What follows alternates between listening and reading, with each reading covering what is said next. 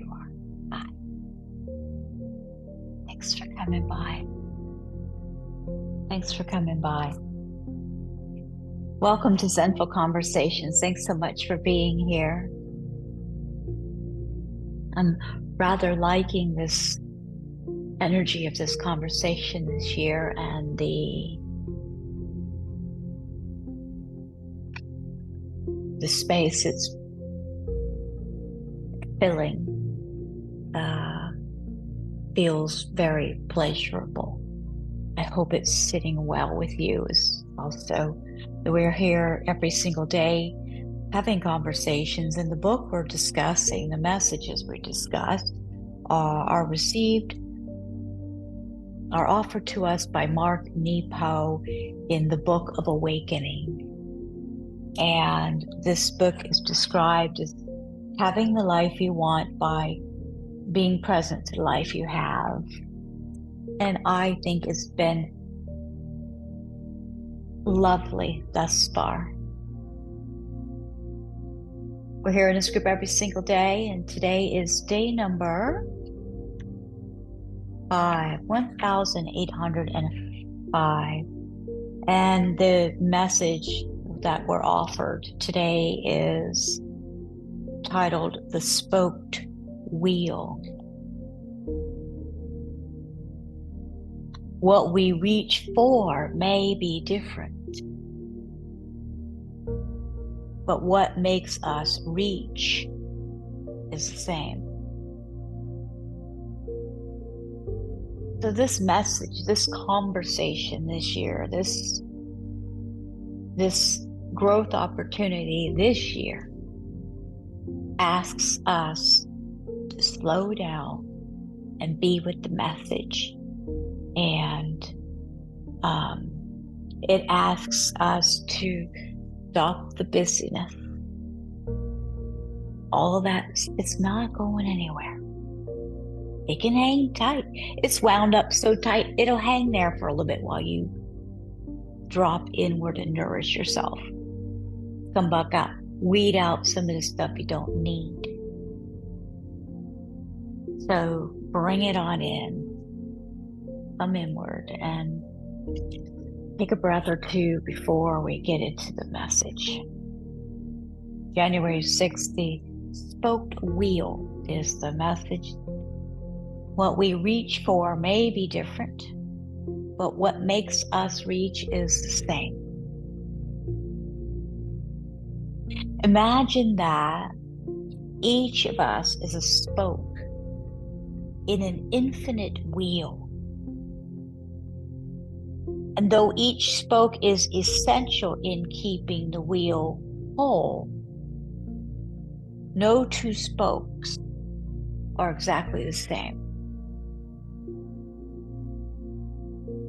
The rim of that wheel is our living sense of community, family, and relationship. But the common hub where all the spokes join is the one center where all souls meet. So, as I move out into the world, I live out my uniqueness. But when I dare to look into my core, I come up with one common center where all lives begin. In that center, we are all one and the same. In this way, we live out the paradox of being both unique and the same. For mysteriously and powerfully, when I look deep enough into you, I find me. And when you dare to hear my fear in the recess of your heart, you recognize it as your secret that you thought no one else knew. And that unexpected wholeness that is more than each of us, but common to all, that moment of unity is the atom of God. Let's sit with this. Let's take a breath here. Let's pause for a moment here. Because a couple things happened. Might have been triggered.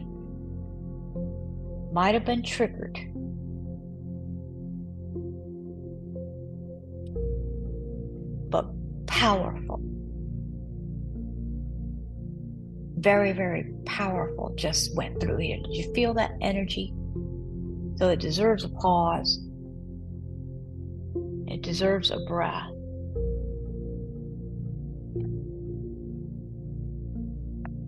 Let's see here. The rim of that wheel is our living sense of community, family, and relationship. But the common hub where all the spokes join is the one center where all souls meet. So that could be very triggering for you, possibly. It could be very powerful. It could be both. We choose our perception. We can work with this. We could take a breath, and we can try to hear the message he's trying to share with us. So as I move out into the world, I live out my uniqueness.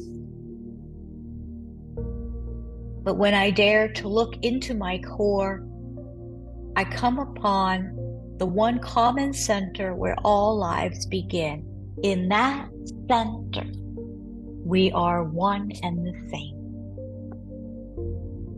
In this way, we live out the paradox of being both unique and the same. For mysteriously and powerfully, when I look deep enough into you, I find me. And when you dare to hear my fear in the recess of your heart, you recognize it as your secret that you thought no one else knew.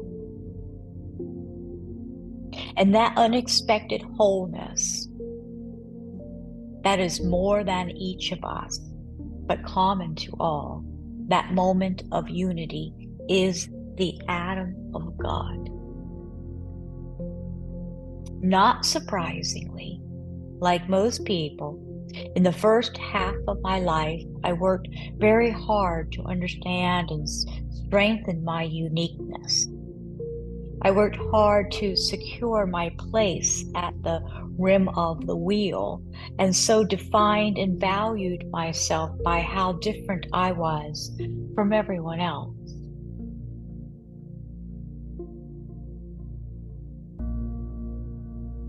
But in the second half of my life, I have been humbly brought to the center of that wheel, and now I marvel at the mysterious oneness of our spirit. This is some powerful messages here. Through cancer and grief and disappointment and unexpected turns in career, through the very breakdown and rearrangement of the things I have loved, I have come to realize that as water smooths stone and enters sand, we become each other.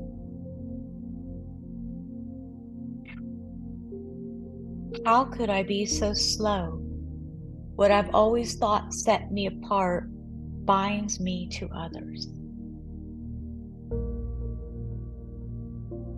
Never was this more clear to me than when I was sitting in a waiting room at Columbia Presbyterian Hospital in New York City, staring straight into the Hispanic woman's eyes, she into mine, in that moment, I began to accept that we all see the same wonder, all feel the same agony, though we all speak in a different voice.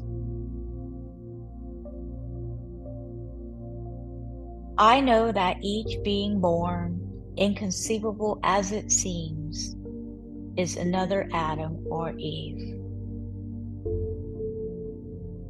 So this here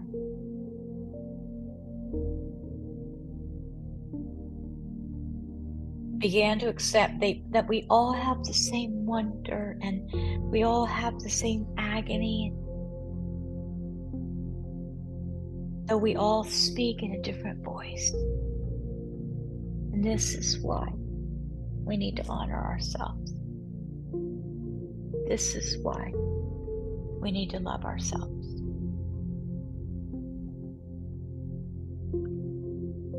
Powerful, powerful message today. Let me see if anyone is on. I don't see any comments. It's possible, but powerful, powerful, powerful message today. So if you're able to do a little meditation here, he just wants us to sit with the message for a breath with our eyes closed, if possible. We're driving or whatever, we could just listen.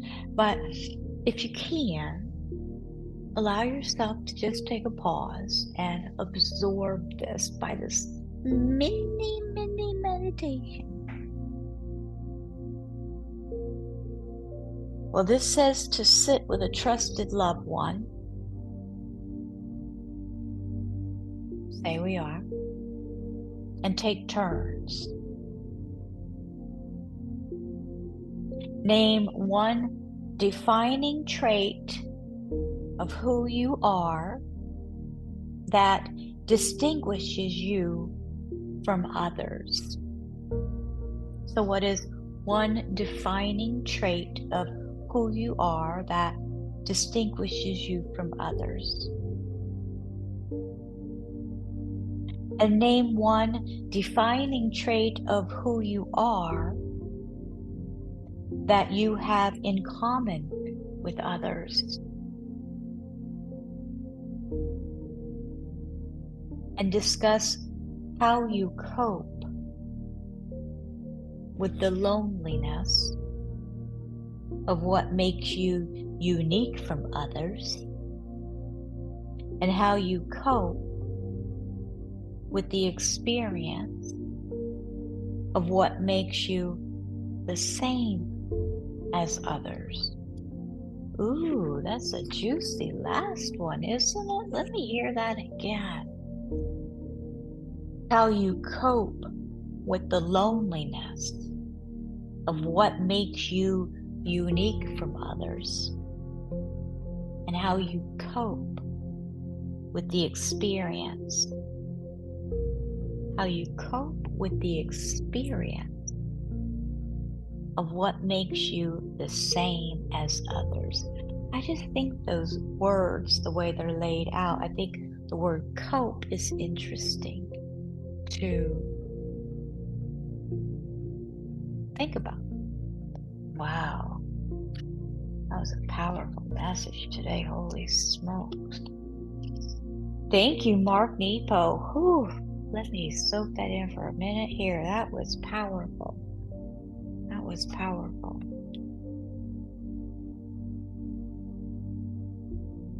Journaling prompt. Zen Mirrors offers us the 365 Spiritual Journal Awareness Questions for the Soul. And I want to read that Zen saying. Before enlightenment, chop wood, carry water. After enlightenment, chop wood, carry water. So what's the difference, or what's the point if both before and after involve doing the same exact things. And the difference is in the being, not the doing. The difference is not in what is being done, but in who is doing it. And this is who we become. This is who we become, ladies. So today is day 6 of this beautiful new year. All the ingredients for success we can find in nature, in the seasons, in the garden. The how-tos are right in front of us. All the ingredients for success we can find in nature, in the seasons, in the garden. The how-tos are right in front of us. Day 6 journaling prompt says, describe your comfort zone. Describe your comfort zone. The things you need in your life to feel safe. Now this is a bit meaty, today's journaling prompt. Things I need to feel safe now. We're talking about safety. Threatening my safety here. This prompt. Wow, I have a lot of resistance towards this one. I feel like it back off of my safety. Yeah. About that. Describe your comfort zone, the things you need in your life to feel safe. Thanks so much for coming by. Thank you so much for being here. Let me see if there's any comments. Rachel. Oh, wonderful. I'm glad you liked. Yeah, it's important stuff. If not now, when? All right, ladies, we'll see you tomorrow. Have a beautiful day. In deep gratitude, namaste.